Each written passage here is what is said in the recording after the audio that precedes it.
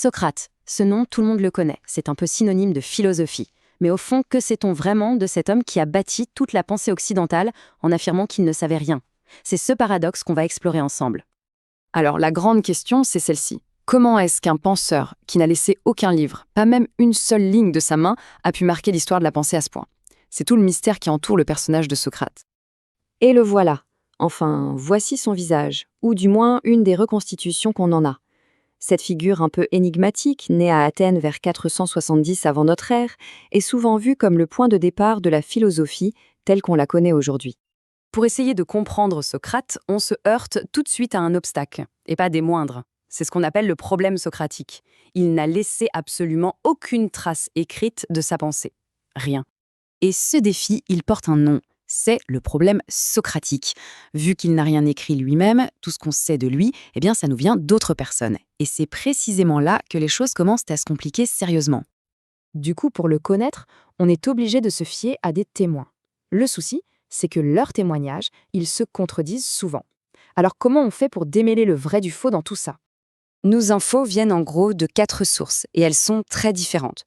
On a Platon, son élève le plus connu, qui nous a laissé le portrait le plus détaillé. Il y a Xénophon, un autre élève, mais avec un profil plus historien, plus terre-à-terre. On a aussi Aristophane, un auteur de comédie qui s'est carrément moqué de lui sur scène.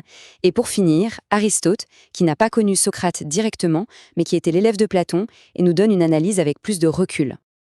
Et le contraste entre ces versions est juste saisissant. D'un côté, on a le Socrate de Platon, un martyr de la vérité, un véritable héros intellectuel. Et de l'autre, celui d'Aristophane dans sa pièce Les Nuées, un charlatan complètement absurde, un type qui passe son temps la tête dans les nuages. Alors, qui croire? Bon, si le portrait de l'homme reste un peu flou, l'impact de sa méthode, lui, est absolument indéniable. Et c'est là vraiment que réside sa plus grande révolution. Sa contribution la plus célèbre, c'est la méthode socratique. L'idée, ce n'était pas du tout de donner des leçons ou de faire des grands discours. Non, c'était de dialoguer. C'est une sorte de conversation à deux, pensée pour déconstruire les fausses certitudes et s'approcher de la vérité, simplement en posant les bonnes questions. Alors, comment ça marchait concrètement? Socrate commençait par une question qui avait l'air toute simple, du genre « c'est quoi le courage ?» Son interlocuteur, souvent très sûr de lui, donnait sa définition. Et là, Socrate enchaînait avec une série de questions qui montraient toutes les failles dans cette réponse.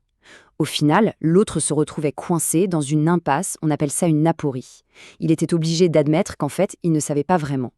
Et c'est seulement à partir de ce moment-là, de cet aveu d'ignorance, que la vraie recherche pouvait commencer. Et ça nous amène directement à sa phrase la plus célèbre. Attention, ce n'est pas du tout un aveu de bêtise, c'est même tout le contraire. C'est ce qu'on appelle l'ignorance socratique. Pour Socrate, reconnaître qu'on ne sait pas, admettre les limites de son savoir, c'est le tout premier pas vers la sagesse. C'est le plus important. Et pour y arriver, il utilisait une autre arme redoutable, l'ironie. Il faisait semblant de ne rien savoir, il flattait l'expertise de la personne en face de lui pour mieux la laisser s'enfermer toute seule dans ses propres contradictions. C'était une posture qui lui permettait de poser des questions en apparence naïves, mais qui, en réalité, démolissait une par une toutes les certitudes de son interlocuteur. Bien sûr, cette méthode de tout remettre en question en permanence, ça n'a pas plu à tout le monde, loin de là. Et ça finit par mener Socrate à la confrontation la plus dramatique de toute sa vie, son procès. Socrate, il avait une métaphore assez forte pour décrire son rôle à Athènes. Il se voyait comme un taon, vous savez, cet insecte qui pique. Un taon envoyé par les dieux pour réveiller un grand cheval de course un peu endormi. Ce cheval, c'était la cité d'Athènes.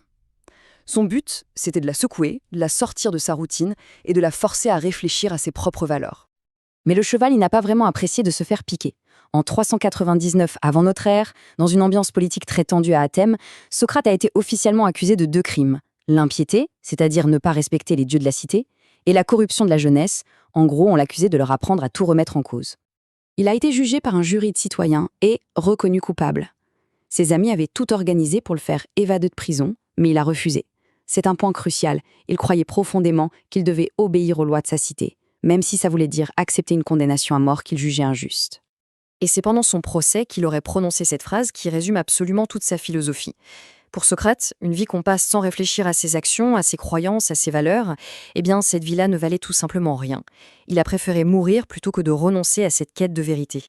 Sa mort, loin de marquer une fin, a en fait cimenté son statut de martyr de la philosophie, et c'est ça qui a marqué le début de son immense héritage. un héritage qui résonne encore très fort aujourd'hui.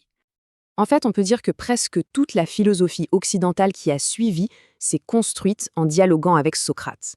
Que ce soit l'Académie de Platon, le lycée d'Aristote, les stoïciens, les cyniques, les sceptiques, tous ont dû se positionner par rapport à ces idées, que ce soit pour les continuer ou pour s'y opposer. Et cette influence a vraiment traversé les siècles. Il a été une figure majeure pendant l'âge d'or islamique, il a servi de modèle aux humanistes de la Renaissance, et il est resté un sujet de fascination et de débat pour les plus grands penseurs modernes, de Hegel jusqu'à Nietzsche. Finalement, l'histoire de Socrate nous laisse face à une question qui ne vieillit pas. Est-ce qu'il vaut mieux préférer le confort tranquille des certitudes à la quête de la vérité, une quête qui est parfois dangereuse? La question, elle, reste ouverte.